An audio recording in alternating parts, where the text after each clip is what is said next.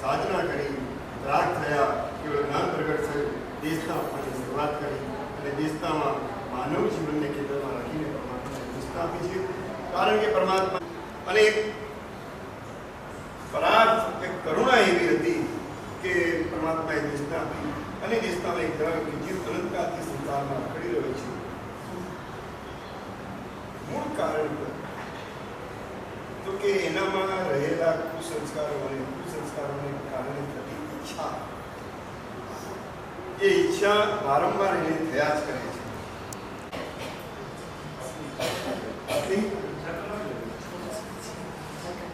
એટલે 10 વાગે મારે ઓફિસ છૂટવાની ઈચ્છા નથી.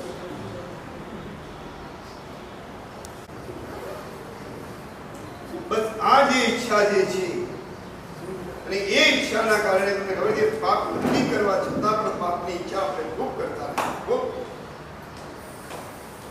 કાલે આમ કરવું છે, પરમ દિવસે આમ કરવું છે, અઠવાડિયા પછી આમ કરવું છે, અરે પણ જયારે જવું છે ત્યારે જવું છે, અત્યાર દિવસું છે. અમારે બપોરે ભોજરી વાપરવાની છે તો અમે સવારથી વિચાર કરતા નથી બપોરે ભોજરી જવાનું છે. નહીં, ઈચ્છા જ નહીં એની. સમય થાય ત્યારે અમે કરી લઈશું. અને ઈચ્છા એક બહુ મોટી તાકાત છે. તંદુરનો માણસ તમને ખબર છે એક પણ માછલાને માર્યું નથી, ખાલી ઈચ્છાના કારણે 7મી નરકે પહોંચી ગયો. અને જીરણ શેઠ પ્રભુ ઘરે પણ નથી પધાર્યા અને છતાં એને 12મા દેવલોકનો અધિકાર નથી. ખાલી ઈચ્છા. અને આમ થતું બોલો તમારી આમ બધી ઈચ્છા પૂરી થાય એવું કે મારી ઈચ્છા બધી પૂરી ન થાય એવી ભાવના કઈ ભાવના કરે છે? મારી જગ્યા, મારી જગ્યા, મારી જગ્યા. એ જ રાવણ રોજ પોતાના ભુજ નારાયણમાં મુનીશ્વર સ્વામી આગળ પ્રાર્થના કરે છે તો મારી આ ઈચ્છા પૂરી નહીં. કેટલો કોન્ટ્રાસ્ટ! સવારે સીતાને વિલંબની કરીને બધું મારી જ થઈ જા અને સાંજના પ્રભુને કે પ્રભુ મારી આ ઈચ્છા પૂરી નહીં કરતો. આમ સજ્જનો તમારે રવિવાર હોય, પટલમાં જવાનું હોય, ઘરેથી નીકળ્યા હોય, રસ્તામાં એવો વિચાર આવે કે ટેબલ ન મળે તો સારું. હા, ટેબલ ન મળે તો સારું એવો વિચાર આવે? આવે? રાવણને આવવું એટલે એને શું છે કે હૃદય એમ કે છે કે આ કરવા જેવું નથી અને મન એમ કે છે કે આ કરી લે. બસ આમાં એને મૂંઝાઈ ગયો અને એમાં એને પ્રભુને પકડી લીધા. એટલે પ્રભુને રોજ સાંજના પ્રાર્થના કરે બસ પ્રભુ મારી આ ઈચ્છા તો પૂરી નહીં કરું, ભલે હું જ વિનંતી કરું છું અને પણ ઈચ્છા મારી પૂરી ના થાય. એવો કયો દિવસ તમારે જાગ્યો શું કે તમારે ઈચ્છા થઈ અને અંદર અંદરનું કોન્શિયસ તમારું એમ કહેતું હતું કે મારી આ ઈચ્છા પૂરી ના થાય.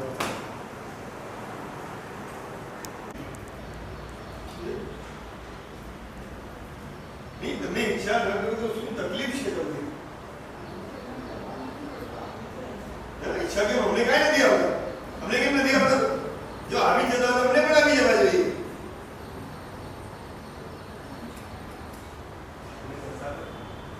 મારો મોક્ષ નથી જતો, મારો મોક્ષ સહજ નથી. જેમ તમે નિમિત્તની વચ્ચે રહો એમ અમે પણ નિમિત્તની વચ્ચે રહ્યા છે.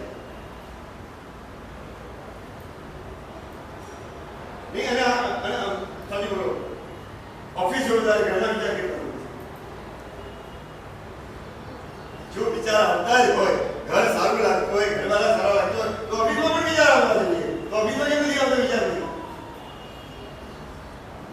અને ઉપરથી જઈને ઘરેથી વારંવાર ફોન આવે અત્યારે ધંધા દુકાનમાં ફોન નહીં કરવાનો એમ કીધું બધા.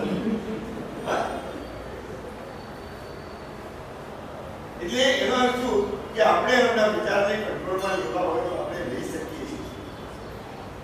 તો મારી એવું છે કે પાપ કરવું નથી તો પાપના વિચાર કેમ કરવો છે? અને કદાચ પાપ કરવું હોય તો એ ટાઈમે દેખા જાયગા, પણ પહેલેથી આ તો તમને ખબર છે આવતા મહિને લગ્નમાં જવાનું અત્યારથી ઘણા કાકા કરે ભાઈ આવતા મહિને લગ્નમાં જવાનું ભાઈ જયારે જવાનું હોય ત્યારે અત્યારથી નહીં. આના કારણે તમને ખબર છે આના કારણે શું તમે આ 1 મહિનામાં જે તમે છે ને કર્મ બાંધ્યા ને એ વગર લેવા દેવાના તમે કર્મ બાંધ્યા છે.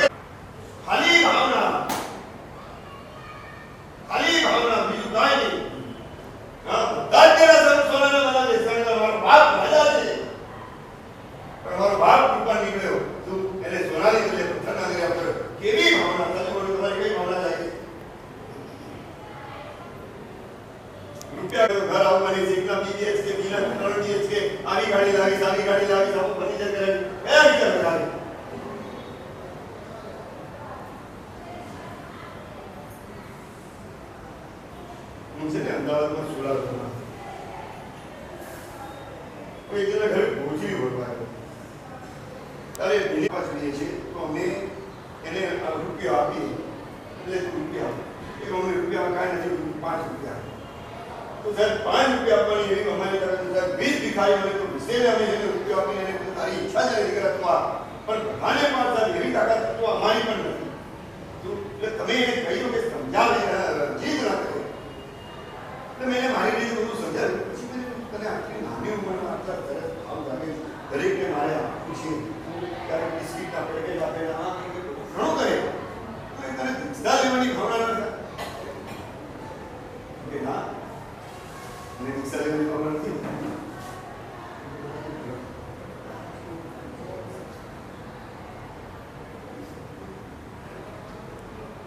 મને દીક્ષા લેવાની ભાવના નથી મેં તો પાછી તારે કરું છું તમારે ઘણું ભણવું છે ભણીને પછી તું શું કરી કે આટલા રૂપિયા કમાવા છે બધા કમાઈ તો પછી તું શું કરી પછી આ જવાબ તમારી પાસે કદાચ રૂપિયા છે તો તમને આ વિચાર નથી આવ્યો આ વિચાર નાના છોકરાને આવ્યો કે સાહેબ એટલા બધા રૂપિયા કમાવા છે પછી આ રોડ પર જેટલા ભિખારી છે બધાને મારી એક ઘર બનાવીને આપવું છે કારણ કે આ ચોમાસામાં ગરમીમાં કઈ રીતે રહેતા હશે મારે એટલા માટે રૂપિયા કમાવા ભાવના ઈચ્છા વિચાર કયો પાપનો વિચાર વધારે કે ધર્મનો વિચાર વધારે કયો વિચાર વધારે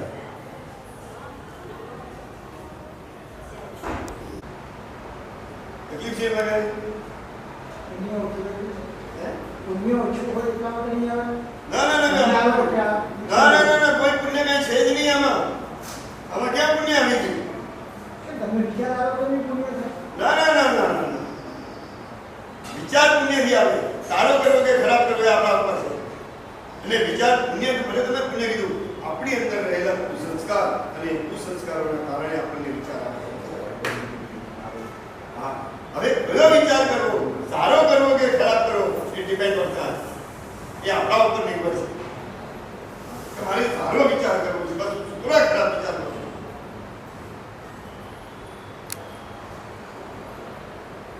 તમે રણની દેવડીનું નામ સાંભળ્યું છે રણની દેવડીનું નામ સાંભળ્યું છે હા એને શું માંગણી કરી ખબર છે ત્રણેય હતા ને ત્રણેયને કીધું મને એક પરમિશન એવી આપો કે વલભીપુરથી જે જમ્મુજીનું શિખર દેખાય છે ને એ શિખર ઉપર ચારે બાજુ સોનાનું પતરું બનાવી આ સોનાનું પતરું ખાલી ભાવના પણ તમે પરમિશન આપો તો મારી આ તાકાત છે મારી આ ઈચ્છા છે કે આખા શિખરને સોનાના પતરા જે પડી છે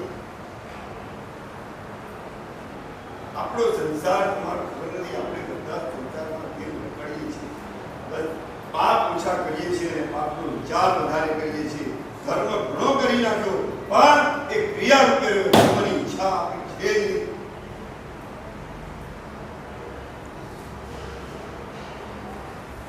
નહીં ધર્મની ઈચ્છા તો રહી જ નહીં આટલું ફેરફાર કરી નાખ જો એક વસ્તુ લઈ રાખજો કે પાપ કર્મના કારણે આપણે છે બધા જ સંસારમાં રખડીએ છીએ પાપ કર્મના કારણે હવે પાપ ઓછા કરવા હોય તો સૌથી પહેલા વિચારના પાપ ઓછા કરો ક્રિયાના પાપ ઓછા નહીં થાય કારણ કે સંસારમાં રહ્યા છો સંસાર ચલાવવા માટે પાપ કરવું જ પડશે તો એટલે એ પણ થવાનું નથી તો વિચારના પાપથી આપણે કેમ નથી બચી શકતા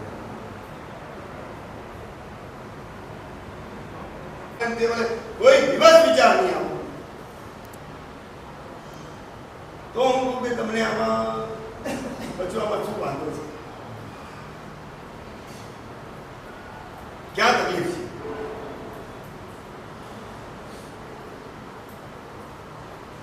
બોલો આજના દિવસ માટે હું નક્કી કરું છું આજે કોઈ મારે પાપનો વિચાર નથી કર્યો સાહેબ પણ આવી હે ડ્રાઈવર છે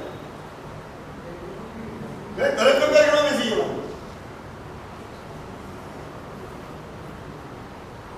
આવી જાજો હું રોકી નથી શકતો હું મારા પણ મનને રોકી નથી શકતો પણ જેવો કોઈ અશુભ વિચાર આવ્યો તરત ડ્રાઈવર છે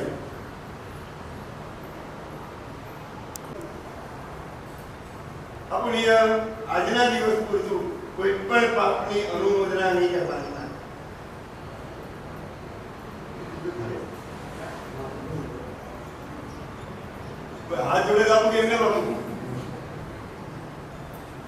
ધારણા આવી ગયો ત્યારે તમે ગુરુદેવ ત્યાં આગળ બસ આવો છે ને એક પ્રયત્ન કરજો તો ઘણા પાપથી આપણે બચી શકશું.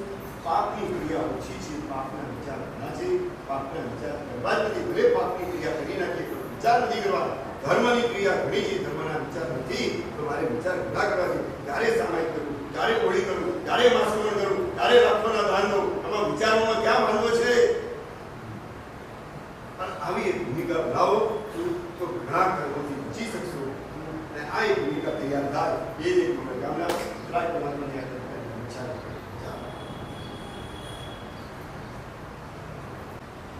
આપણે માનવ ગતિમાં છીએ, બીજી સદગતિ છે દેવગતિ. બંને માટે શાસ્ત્રમાં ઉપમા આપીએ. દેવગતિ એટલી કેટલી એવી હાથી જેવી, રાજ દરબારમાં શોભે. માનવ ગતિ કેવી છે? ઉડ જેવી. ઉડ તો ક્યાં શોભે? રણ પ્રદેશમાં, રાજ દરબારમાં નહીં. છતાં પણ માનવ ગતિને માન કીધી એટલે ઉડ જેવી હોય, એટલે ઉડના આધારે વાંકા હોય. ઘણી વાર ભૂખ્યા તરસ્યા રહેવું પડે, રણ પ્રદેશમાં કંઈ મળે નહીં, દુનિયા બધું વજન ચૂકવવું પડે.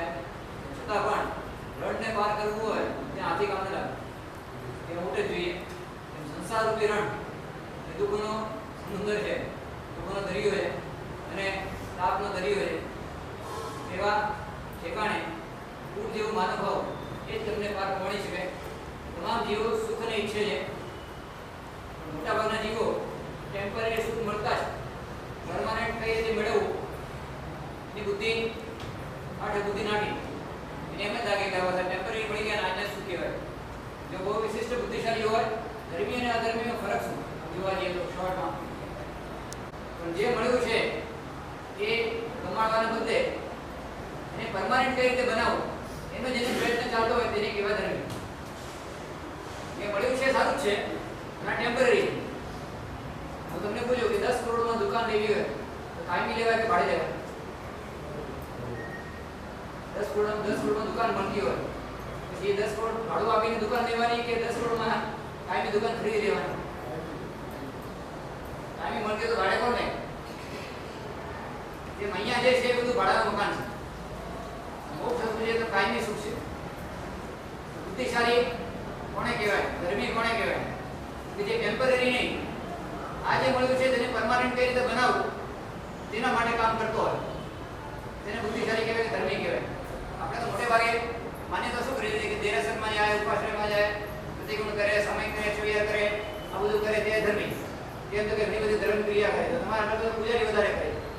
એટલું બધું તમારો જે પ્રયત્ન છે એ વધારે શેનો છે? ટેમ્પરરીને પરમાનન્ટ બનાવવાનો કે પરમાનન્ટમાં વધારે સમય આપવાનો? વધારે સમય શેને આપવો છે, ટેમ્પરરીમાં કે પરમાનન્ટ? તમને ટેમ્પરરી સુખો મળે એમાં વધારે સમય આપી રહ્યા છો કે તમને પરમાનન્ટ સુખો મળે એમાં વધારે સમય આપી રહ્યા છો? હવે શું જવાબ? શું થયું? જો જીન શાસન જે તમને પરમાનન્ટ બનાવી શકે છે, આ પરમાનન્ટ એવો શાસન મેળવ્યા પછી પણ જો ટેમ્પરરી પાછળ દોડ ચાલતી હોય, સમજી લેવાનું કે આપણે સરનેમથી જૈન છીએ, વાસ્તવમાં અંદરથી અજૈન છીએ. કેમ તો કે એના કારણે આપણો લાઈફસ્ટાઈલ કોઈ ફરક છે જ નહીં. એ પણ દુકાન, ઘર, ધંધા, પૈસા, છોકરા, બૈરા બસ એમાં જિંદગી પૂરી કરી હોય. એને વધારે લાંબી બુદ્ધિ પહોંચતી નથી. બધા એક કરી બુદ્ધિ કેટલી પહોંચે કે આવતા ભાવમાં થોડું સુખ મળી જાય, આવતો ભાવ પણ સારો મળી જાય, થોડું પુણ્ય કરી આવતો ભાવ સુધરી જાય. આવતો ભાવ સારો મળે એના માટે ધર્મ નથી કરવાનો, આવતો ભાવ જ ના મળે એના માટે ધર્મ કરવાનો. જીન શાસન એના માટે છે કે આવતો ભાવ જ ન મળે, સીધા મોક્ષમાં આપણે જતા રહીએ. માનવ ભાવ ભલે ઊંટ જેવું છે પણ આ ઊંટ જ રણ પ્રદેશને પાર કરી શકે તેમ આપણને જે જન્મ મળ્યો છે તે માનવ ભાવ જ તમને ટેમ્પરરી નહીં પરમાનન્ટ સુખ અપાવી શકે. પણ તમારો સમય વધારે પરમાનન્ટમાં હોવો જોઈએ. સંસાર એટલે શું? તો કે આદિ વ્યાધિ ઉપાધિ અને સમસ્યાઓનો ભંડાર, તેને કહેવાય સંસાર. લગભગ એક પણ જીવ એવો નહીં મળે કે મારા જીવનમાં કોઈ સમસ્યા નથી. પૈસા તો ઘણા પાસે હશે અને પૂછીએ કે તારા જીવનમાં કોઈ પણ પ્રોબ્લેમ્સ નથી એવું લાઈફ છે તો એ તો ઘણી બધી. આમ જોવા જઈએ તો એક બાજુ અમીર છે ને એક બાજુ ગરીબ છે. તો સમસ્યા આમ જોવા જઈએ તો ટેન્શન કોના જીવનમાં વધારે, અમીરના કે ગરીબનું? ગરીબ એની ચિંતા હોય, અમીરને કાલનો દિવસ જોશું કે નહીં એની ચિંતા હોય. કેમ એટલા બધા લોકો એટલી બધી સમસ્યા હોય, એકની એક પ્રોબ્લેમ ચાલુ જ હોય. નાસ્તિક હોય કે આસ્તિક હોય, ધાર્મિક હોય કે અધાર્મિક હોય, સમસ્યાઓ બધાના જીવનમાં આવી રહી છે. વાસ્તવમાં આમ જોવા જઈએ તો રિયલમાં બુદ્ધિમાન કોણ? જેની પાસે ડિગ્રી વધારે એ બુદ્ધિમાન એવું નથી, જેની પાસે પૈસા વધારે એ પણ બુદ્ધિમાન એવું નથી, જેનું નામ વધારે એ પણ બુદ્ધિમાન એવું નથી, જેના ફોલોઅર્સ વધારે એ પણ બુદ્ધિમાન એવું નથી. વાસ્તવમાં બુદ્ધિમાન કોણ? કે જેના જીવનમાં સમસ્યા ઓછી તે વાસ્તવમાં બુદ્ધિમાન. કેમ? કે દુનિયાભરના પૈસા હોય. ના કાલે કે પરમ દિવસે સાંભળવા મળ્યું તો એક બોલિવૂડની કલાકાર હતી, એને સુસાઇડ કરી નાખી. બરોબર? આવું દર 2 મહિને 3 મહિને સાંભળવા મળે. સુશાંત સિંહ રાજપૂત હોય કે ગમે તે હોય કે દિવ્યા ભારતી હોય, આ બધા. અને હું બેરા કહેવાય ને એવી કા નામ દિવ્યા ભારતી. કેમ કે એ ટાઈમે તો ધર્મ હતો નહીં, અને જોતો હતો આ બોલિવૂડની કલાકાર બહુ સારી, તમે દેખાય સારી. અત્યારે સમાચાર આવ્યા આ તો કે ગઈ કે એ ઉંમર તો કેટલી 16 વર્ષની. આમ જોવા જઈએ તો જિંદગીમાં ધર્મ તો ખબર નથી. ખાલી એક પ્રસંગ એવો સાંભળવા મળ્યો ને કે આવી રીતે ટોપમાં થઈને 1 સેકન્ડમાં જો દીવો બુજાઈ જાય તો જીવનને ભરોસો શું છે? આવા પછી 4 5 6 7 પ્રસંગો બન્યા કરે બહાર પછી દરેક વખતે વિચાર તો થઈ ગયો કે આવી રીતે અચાનક મરી જવાનું છે તો અહીંયા બધા મજૂરી કરીને બધું ભેગું કરવાનો મતલબ શું? તો મહેલ બનાવવો જોઈએ તો કાચના પત્તાનો મહેલ બનાવો કે ઈંટ ચૂનાનો બનાવો? કે રહેવા તો કામ લાગે. અને મહેલ બનાવ્યા ભાગ કરીને પાછો પડી જાય, પાછો કાંડ કરીને પાછો પડી જાય, કેવા ધંધા કોણ કરે? એમાંથી પછી અંદર ને પ્રશ્ન અને મનોમંથન ચાલુ થયું કે જીવન છે શેના માટે? વિચાર તો થયો. એમાં પછી નિમિત્ત તો મળતા ગયા, ધીરે ધીરે આખો માર્ગ મળી ગયો, સીધો એ છોડીને અહીંયા આવી ગયા. એટલે કહ્યું તમને પણ આવા ક્યારેક પ્રશ્નો જાગે ખરા કે હું એ શેના માટે કાઢો છું? વધારે બાકી જે નીક પકડાઈ છે, તો ધાર્મિક હોય કે અધાર્મિક, નાસ્તિક હોય કે આસ્તિક, બધાના જીવનમાં સમસ્યા ભરપૂર છે. કેમ છે? કારણ કે ડિગ્રી તમે જે માનતા ને સ્કૂલમાં વધારે મોકલવાથી દીકરો ભણી જશે તો પછી ઠેકાણું પડી જશે એવું નથી. ભણેલા સમસ્યા વધારે કરી જાય, એમના જીવનમાં પાસે સમસ્યા વધારે. વાસ્તવમાં શું ભણાવવું? જેનાથી બાપનો ડર ઊભો થાય તેવું ભણાવો તો આગળ જતા શ્રીપાલ અને મૈણાની જેમ સુખી થશે. અને જેનાથી આની બાપનો ડર ઊભો થાય એવું ભણાવશો તો સુસુંદરી એ બધી પેદા થશે. બાપાની સામે તો કઈ ન કહેવાય, બાપ એટલે બાપ, રાજા છે. સુસુંદરી થાય ભાઈ. મૈણા સુંદરીના ઘરે ગુણગાન ગાઓ, આપણા ઘરમાં કેટલાને મૈણાની શ્રીપાલ બનાવ્યા બહુ મોટો સવાલ છે. તો વાસ્તવમાં છોકરાને ભણાવવું પણ શું? એજ્યુકેટેડ કોણ વાસ્તવમાં? કે જેના જીવનમાં સમસ્યા ઓછી એ જ વાસ્તવમાં એજ્યુકેટેડ. એ પણ કોના જીવનમાં ઓછી હશે? હવે પકડાવો મને. સમસ્યા કોના જીવનમાં ઓછી? જેના જીવનમાં શું ઓછું? પાપનો ઉદય ઓછો. કોના જીવનમાં પાપનો ઉદય ઓછો? જેના જીવનમાં પાપનો બંધ ઓછો. કોના જીવનમાં પાપનો બંધ ઓછો? જેના જીવનમાં પાપનો ડર વધારે. કોના જીવનમાં પાપનો ડર વધારે? જેના જીવનમાં શું વધારે? સમ્યક જ્ઞાન વધારે. બરોબર? સમ્યક જ્ઞાનથી નવા પાપો તો નહીં બંધાય, પણ જે જૂના છે એને ખાલી કરવા માટે શું વધારે કરવું જોઈએ? હવે 8 પ્રકારના તપ. આવી ગયું આપણું જીન શાસનની ચેનલ. બોલો સ્કૂલમાં આવે જેમ મોકલવા જરૂર છે, એટલે ક્યાં મોકલવું જોઈએ? આપણે ત્યાં જ્ઞાન મંડળ છે, બસાવજો સૌથી પહેલા. આટલા મોટા ઉપાસકો છે, મહાત્માને રોકાવા હોય, શ્રાવકોને તો થોડા વિદ્વાન બનાવવા હોય, જ્ઞાન મંડળ હોવું જોઈએ. ત્યાં જ્ઞાન મંડળમાં જેટલી બુક્સ વંચાશે એટલે જીવનમાં સમસ્યા ઓછી આવશે. કેમ કે આપની તમામ પુસ્તકો તમારા જીવનની સમસ્યાઓ કઈ રીતે ઘટે એના માટે છે. સ્કૂલની તમામ પુસ્તકો એકે સમસ્યા ઓછી કરશે એની કોઈ ગેરંટી નહીં. ખોટી આગળ જતા ડિગ્રી લઈને પડ્યા કરશે, મને કોઈ રાખો. કેમ કે તમને લખતા વાંચતા આવડે, બીજું કોઈ આવડતું નથી. હવે મૂળ વાત ઉપર આવીએ. કાલે મેં જેમ તમને કીધું કે તમારા જીવનમાં પણ કોઈ સમસ્યા હોય અને ઓછી કરવી હોય તો બંને વસ્તુનો ફાયદો થશે. આમાંથી ભૌતિક અને આધ્યાત્મિક બંને ફાયદો થઈ શકે. સ્પષ્ટ મનમાં આ વસ્તુનો તમે તમારા સૌથી પહેલા તમારા સ્વભાવને સુધારવા માટે ઉપયોગ કરજો. કેમ કે સ્વભાવને સુધાર્યા વગર સંપત્તિ પણ આવી ગઈ તો તમારી લાઈફ બગાડ્યા વગર રહેશે નહીં. એક જીવન બહુ સરસ વાત આવે. કઈ રીતે ખબર પડે કે માણસ કેવો છે? ક્યારે ખબર પડે કે માણસ કેવો છે? कब पता चले कि इंसान कैसा है? तब पता चले जब उसके पास बहुत सारा पैसा है. समझे भाई? જેમ જેમ પૈસા વધે ને સારો માણસ હશે સારા ઠેકાણે પૈસા લગાડશે અને અંદરથી ખોટો હશે એનો દુરુપયોગ કરવાનો ચાલુ કરી દેશે. આ વિધિ દ્વારા પૈસા પણ આવી જશે, પણ પાત્રતા સૌથી પહેલા વધારજો. કેમ કે પાત્રતા વગર આવેલા પૈસા એ પચશે નહીં, ઉડીને બહાર નીકળશે અને મોહમ્મદ શેઠ જેવી હાલત કરી નાખશે. પાણી કદાચ નરકમાં રહી જશે. શું કરવાનું? સૌથી પહેલા સવારે જે ઉઠો છો કે પછી નાનકડી વિધિ કરવાની. બહુ વધારે લાંબો પણ ટાઈમ ખેંચવાનો નથી, પણ વિધિમાં ખાલી કેટલી સ્તુતિ વખતે કેટલા નકાર ગણો છો? ના, શેના માટે? સાત ભાઈને દૂર કરવા. પછી ઉઠતી વખતે કેટલા નકાર ગણવાના? શેના માટે? 8 કરવાને દૂર કરવા માટે 8 નકાર ગણ્યા. હવે ઉઠ્યા પછી વિધિ બતાવ્યું, એમાં અબજોપતિ બનવાની સિક્રેટ પડ્યા છે આ વિધિની અંદર. ધ્યાનથી સાંભળજો. તમને પહેલા આ બધી વસ્તુમાં રસ પડશે. ઉઠ્યા પછી તમે આ પણ કરો છો. શું કહેવાય? હસ્ત દર્શન. એમાં શું જુઓ? ઉપર ચોવીસ તીર્થંકર અને નીચે સિદ્ધશિલામાં અનંતા સિદ્ધના નમન કરો. આ વિધિ કરી પછી ચેક કરવાનું કે તમારો શ્વાસ કયો ચાલે છે, લેફ્ટ કે રાઈટ. હવા ક્યાંથી બહાર નીકળે, ત્યાંથી હવા બહાર નીકળે, શ્વાસ ચાલતો ચાલતો શ્વાસ કહેવાય. તો એ ચાલુ સ્વર કહેવાય. શ્વાસ એટલે સ્વર. ચાલુ સ્વર તરફથી તમારે જે હોય, તમારા હાથ લઈને હસ્ત દર્શન કર્યા પછી તમારો જે શ્વાસ ચાલુ હોય એ હાથને તમારા મોઢા પર ફેરવી દેવાનો આખો. 2 સેકન્ડનું કામ છે. આ વિધિ બધી શાસ્ત્રોમાં બતાવી દે તમારા માટે, તમારી હાડમારી ઓછી થાય એના માટે. બરોબર? પાછળથી આવજો, સાહેબ હવે શું કરીએ, સાફ થઈ ગયું બધું શેર બજારની અંદર, એવી હાલત ન થાય. તો આ વિધિ નાનકડી કરી પછી તમારે હવે જ્યારે બિસ્તર છોડવાનું છે તો એમને છોડી નહીં દેવાનું. બરાબર? સૂવા પહેલા તમારે રાતના ચેક કરી લેવાનું કે દિશા કઈ છે, તો કઈ દિશામાં માથું ન રખાય. બરોબર છે? ઉત્તરમાં માથું રાખવું નહીં, દક્ષિણમાં પગ રાખવા નહીં. એ તો લાંબા થઈ છે કાયમ માટે, ત્યાં ને ત્યાં છે. આગળ જતા શરીરમાં મનમાં કઈ ને કઈ ડિસ્ટર્બન્સ થાય તો દિશા ચેક કરી લેવાની ઊભા થવા પૂર્વે. અને રાઈટ શ્વાસ ચાલતો હોય તો પૂર્વ કે ઉત્તર દિશામાં પગ મૂકીને તમારે આગળ વધવાનું, બિસ્તર છોડવાનું.